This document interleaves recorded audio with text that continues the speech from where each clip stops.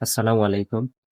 আজকে আমি আপনাদের জন্য আরো একটি গরুর যে সমস্যা হয় সেটা হচ্ছে যে গরুর পেট ফোলা।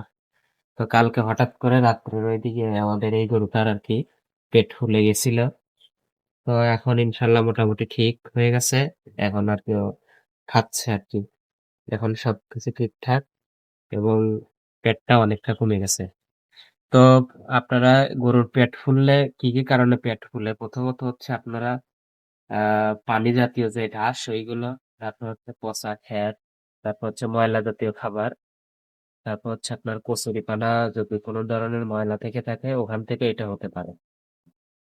তো আপনারা এর জন্য যে সকল করণীয় মানে এটা হলে আপনারা তাৎক্ষণিকভাবে কি করবেন? অবশ্যই আপনারা ডাক্তারের সাথে পরামর্শ করবেন। আর ডাক্তারের সাথে পরামর্শ করলে ডাক্তার যেটা বলে ওই অনুযায়ী আপনারা কাজ করবেন।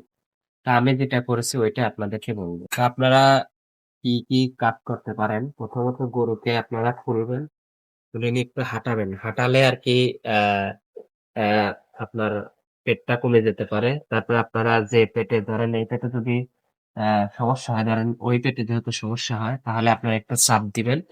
চাপ দিলে আরকি বোঝা যাবে যে অ্যা ঠিক হয়ে যাবে। আর গরু যদি শুয়ে থাকে তাহলে তুলে দিবেন। দেখবে যে চুন আনলে তারপর হচ্ছে গরু মলত্যাগ করলে এটা সমস্যার সমাধান হওয়া সম্ভব।